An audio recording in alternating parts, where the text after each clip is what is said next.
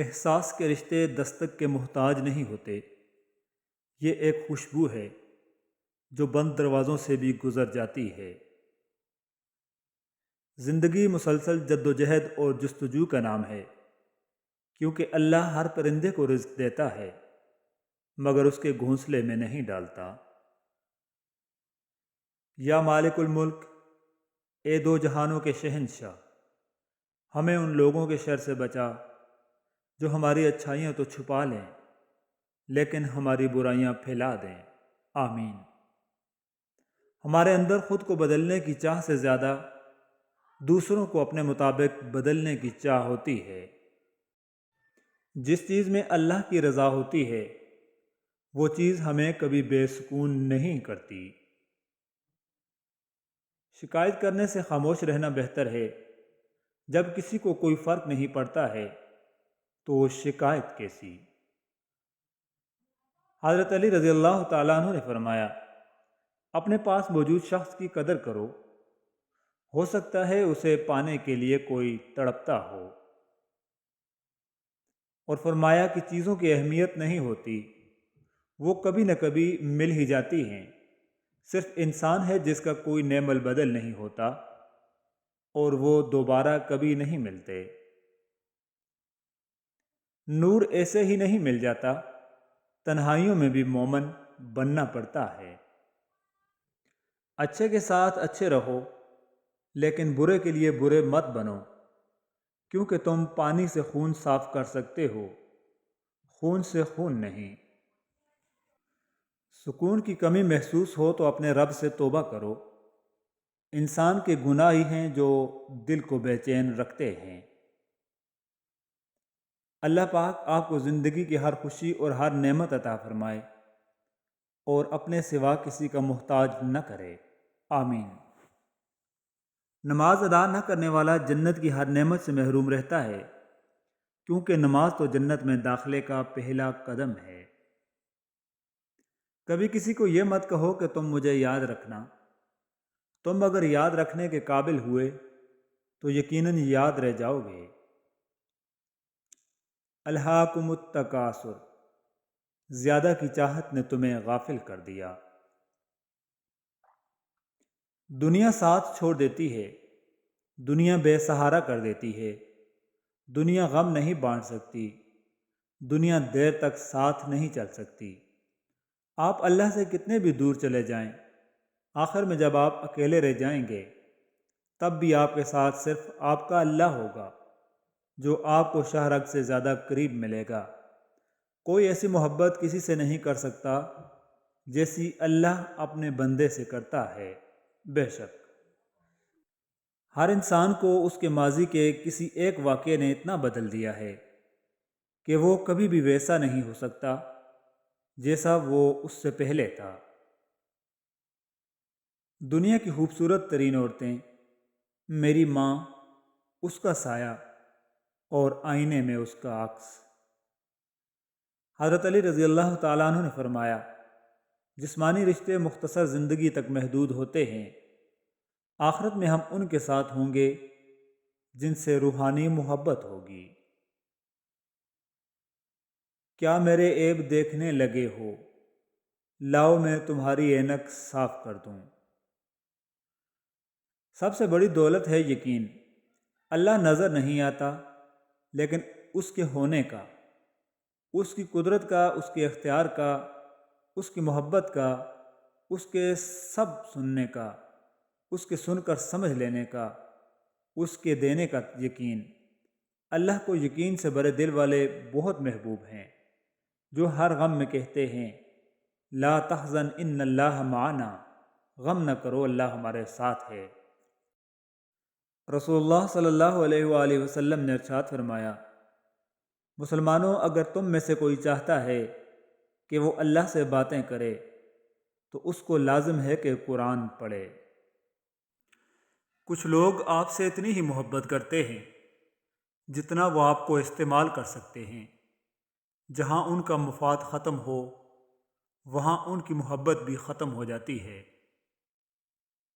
چھوڑنے والے ہمیشہ بہانے کی تلاش میں رہتے ہیں، انہیں جانے دیں، یقین کیجئے جو آپ سے مخلص ہیں وہ آپ کی خاطر 10 جوتے کھا کر بھی آپ کا ساتھ نہیں چھوڑیں گے۔ اختیار بھی بہت ہی بے وفا لفظ ہے۔ کب آپ بااختیار سے بے اختیار ہو جاتے ہیں پتہ ہی نہیں چلتا۔ آپ چیزوں کو کتنی ہی مضبوطی سے پکڑیں، وقت آنے پر آپ کی گرفت نکل ہی جاتی ہے۔ صبر رکھو اور دیکھو تمہارے ساتھ برا کرنے والوں سے اللہ کیسے بدلہ لیتا ہے۔ بری نیت کے ساتھ بظاہر کیے جانے والے اچھے عمل کو بھی پھل نہیں لگتا، لیکن اچھی نیت کے ساتھ کیے گئے چھوٹے سے چھوٹے عمل کو باغ لگ جاتے ہیں۔ یہ ہماری کھوٹی کھری نیت ہی تو ہوتی ہے جو انجام بد اور انجام خیر کا باعث بنتی ہے۔ کچھ لوگ اربوں روپے کھا گئے اور کچھ لوگ کھربوں روپے باہر لے گئے، مگر ہمارے ملک میں پکڑا وہ جاتا ہے جو موٹر سائیکل کے کاغذ گھر بھول کر چلا جاتا ہے۔ تم یہ سوچتے ہو نا کہ اللہ پر یقین کیا، ہر معاملے کو اس کے سپرد کیا، تو پھر کیوں وہ تمہیں آزما رہا ہے؟ دراصل اللہ اس آزمائش کے ذریعے تمہیں خود سے آشنا کروا رہا ہے۔ حضرت علی رضی اللہ تعالیٰ عنہ کا فرمان عالی شان ہے، تمہارا تہجد نماز تراویح میں اپنے والد کے لیے دعا کرنا ان کے لیے 10 اونٹوں کی قربانی سے کہیں افضل ہے۔ جس مستقبل کے بارے میں آپ پریشان ہیں ہو سکتا ہے اس مستقبل میں آپ ہوں ہی نہ۔ ہمارا کردار ہماری عادات کا مجموعہ ہوتا ہے۔ آپ ایک سوچ کا بیج بوئیں گے تو عمل کی فصل اگے گی، ایک عمل کا بیج بوئیں گے تو عادات کی فصل اگے گی۔ اگر عادات کا بیج بوئیں گے تو کردار کی فصل کاٹیں گے، اور اگر کردار کا بیج بوئیں گے تو تقدیر کی فصل اٹھے گی۔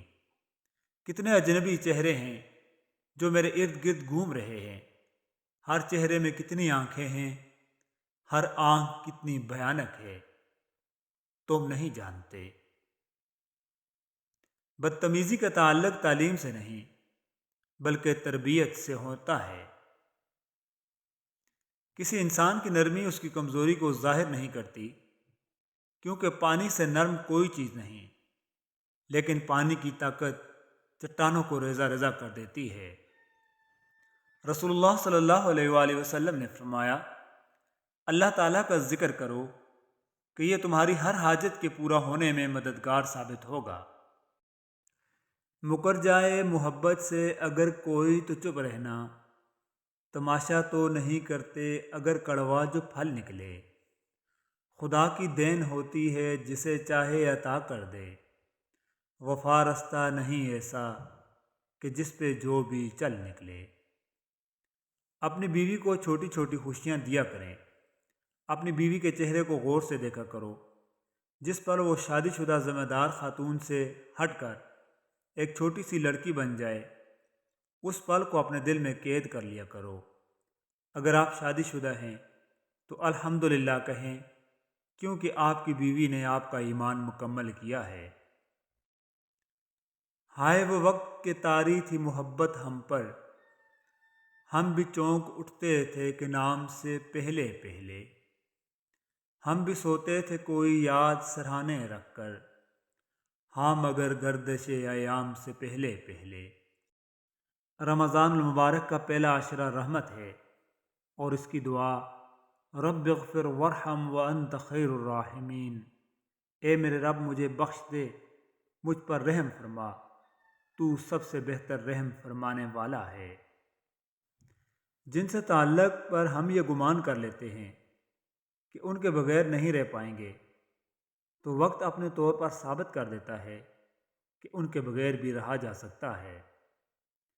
نبی کریم صلی اللہ علیہ وآلہ وسلم نے فرمایا، بیٹیوں کو ناپسند نہ کیا کرو، یہ تو بڑی محبت کرنے والی اور بہت ہی قدر کرنے کے لائق ہیں۔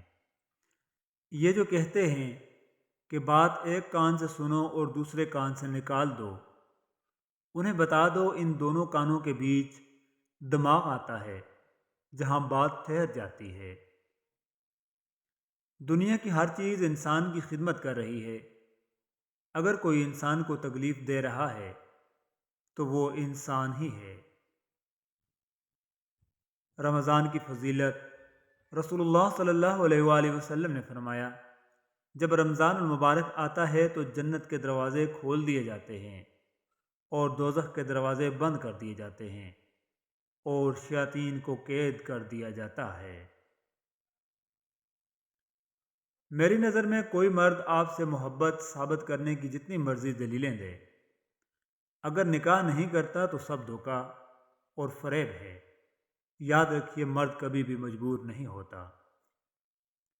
جب کوئی ہمارے کردار پر انگلی اٹھاتے ہیں تو ایسوں سے لڑائی کر کے خود کو ان کی نظروں میں صحیح ثابت کرنے سے کہیں زیادہ بہتر ہے کہ ان کی سوچ کو سمجھ کر خود کو ان سے جتنا دور رکھ سکیں، اچھا یہی ہوگا۔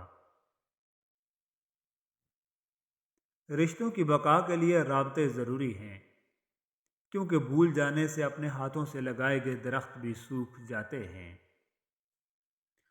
سسرال والے جب کسی بیٹی کو کہتے ہیں تمہارے باپ نے دیا ہی کیا ہے، تو وہ یہ کیوں نہیں سوچتے کہ ایک باپ نے اپنا کلیجہ نکال کر تمہارے حوالے نہیں کیا۔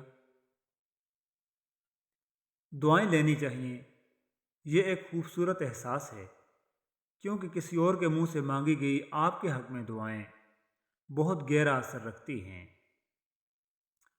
غرور اچھا نہیں کسی بھی شے پر، یہاں جلتی لکڑی بھی کبھی پیڑ ہوا کرتی تھی۔